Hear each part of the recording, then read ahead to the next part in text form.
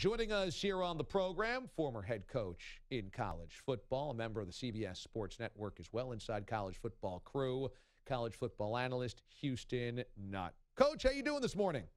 I am doing well. Good morning. Good morning. Thanks so much for joining us. Easy question off the top. Bama, did they get it right? I think so. When you look at it, I'm a big believer in conference champions, no question about it. I wish every conference champion could go in, no doubt about it. But that's not the way it's set up. And when you look at it, I think the Iowa game was it's just a tough game to overlook. You know, when you see that many points, and Alabama's been number one for throughout the season. And remember, that Florida State game before the year, that's all we talked about during the summer. DeAndre Francois and the defense of Florida State. Some even picked Florida State to beat Alabama. So that was a huge, huge first game. Now, it doesn't look so pretty now because of all their injuries, but I think for the most part they got it right. I tend to agree. My next question is, do you think it would be a better playoff if they mandated a conference championship? I think this. I really feel like if they had 5 champions and 3 at large, I really think they get everything right. I know number 9. That's always the next number is going to be upset. But when you win the conference championship. I mean, ask Penn State last year. Penn State won the conference championship, but they didn't go. So that kind of set the precedent. And but to answer your question, to me, they're getting the 4 best teams. I think overall, when you look at Alabama, I think they're the 4th best team. I tend to agree that Alabama has to be considered one of the 4 best teams of the country, even though their schedule wasn't great. They're favored to beat Clemson. They'd be favored in any game against any of these top 4. And if you ask Clemson, let me ask you, if you were Dabo Swinney, would you rather be coaching against Ohio State or Alabama in the semifinal? It would have to be you'd prefer Ohio State, right? That's a great – I mean, you know, if you ask Dabo Swinney, he's going to tell you, hey, we're just glad to be there. We'll play anybody. But I think you're right. Alabama, you just said it. That's a mouthful. Alabama's favored. They're number 4. They're favored against number 1. So, to me, Nick Saban's done a good job with recruiting for the last 4 to 5 years of getting the best players. And look at all the injuries that he's had. I can't wait to see the game. I think it's going to be awesome. Houston Nutt joins us, CBS Sports Network. Hey, let's look at that SEC championship game because Georgia was so impressive in this game. Maybe that's a little bit lost here. Do you think that Auburn was worn down after having to play both Georgia and Alabama 2 out of the final 3 weeks of the season, or is that just all the Bulldogs? No, they were worn down, no question about it. You could tell, especially Kerryon Johnson, who's been their workhorse. You know, if you look at the last 5 weeks, you know, he had 28 carries, 31 carries, 32 carries against Georgia the last time out, hurts his shoulder. You could tell he wasn't himself. Auburn was so good, so outstanding when they played Alabama and Georgia during the regular season. But time they got to the championship game, and it's tough playing somebody again. When you're playing for a second time and you got that little bit of revenge factor and a respect factor and you're at a neutral site, you got to give it to Georgia. Boy, they look so good, so quick and sudden on defense. And, of course, the running backs of Georgia are outstanding. And I'll tell you, the freshman quarterback doesn't act like a freshman. No, he doesn't. I mean, Jacob Fromm made some throws that you go, well, he does not look inexperienced at all. Do you think that Georgia has the horses to be able to win 2 games, to win a national championship? Whew. I think they got to get some loose balls, some turnovers.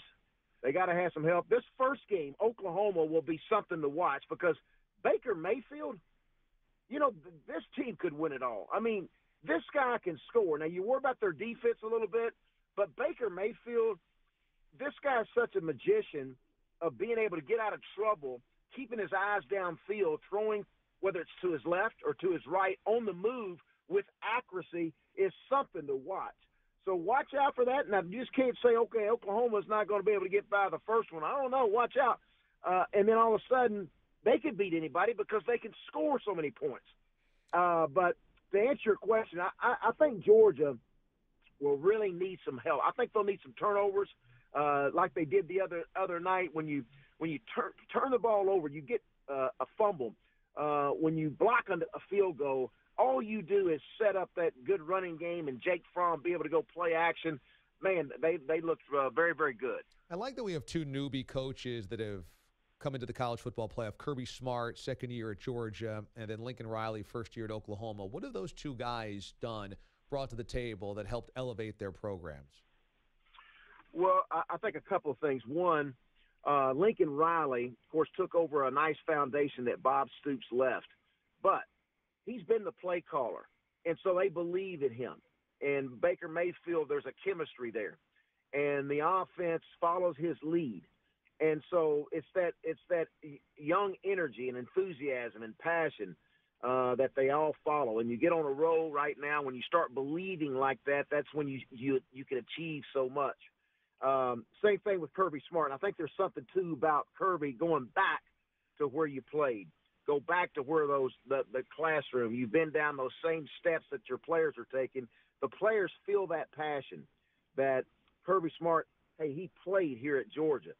It goes back, and there's so much care and dedication and sacrifice. The players feel that. Who's the best quarterback that you've seen this year in terms of that next level? I mean, Baker Mayfield has had the best numbers, but I don't know if he translates the best of the NFL. Out of the guys you've seen this year, which do you like the best of the next level? I'd probably go with Sam Darnold. I know there were some games he threw it to the wrong team, but when you watch this guy with not just great supporting cast at the wideout, I think this guy has a very, very strong arm. I think he sees the field very well. There's some throws that he makes that looks really good, very sharp with great accuracy. I'd probably go him. But I'll tell you what, if you think about Baker Mayfield, if you don't try to force him into the old NFL offense, and what I mean by that is go put him up under center and you're going to do a true basic I formation. That's not him. You know, if you look at the Johnny Manziels and Robert Griffin and all these guys, you know, they have to play a certain way. And what I mean by that with Baker Mayfield, put him in gun. You got different launching points. What makes him so fantastic is when something breaks down, when a left tackle misses his block or if a back misses a chip, he can escape. He can extend the play, and he's just as accurate. Final question. I couldn't let you go without asking about the Tennessee situation. As a former head coach yourself, a coach in the SEC as well, what's your feelings, what's your emotions as you watch what has happened at Tennessee? Tennessee, when you go back, you know, there was such this rich tradition. You had such respect. I remember playing them so many times with just this Coliseum that was so full of orange and I mean, the atmosphere was just phenomenal. When you go back for Peyton Manning, T. Martins, and all the players at Phil Fulmer and you know, even David Cutcliffe, the offensive coordinator during the time we played them, they were they were awesome.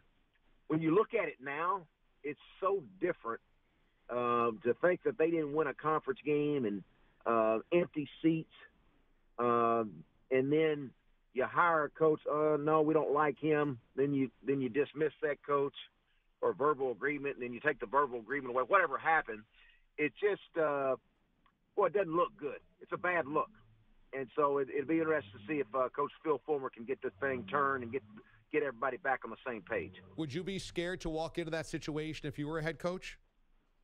You'd ask a lot of questions. There's no question. Now, if you don't have a job, you'd walk in there and take it right now. If you did have a job, you had choices, you'd say, whoa. And that there's a reason why about 8 or 9 or 10 turned the job down because of just the very question you asked. There's going to be some hesitancy there of making sure everybody's in the same foxhole and things are right.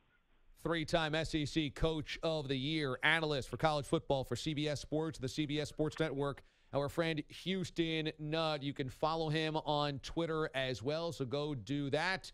Check it out, CBS Coach Nutt on Twitter. Coach, always fun to catch up, man. Thanks so much. Hey, thanks for having me.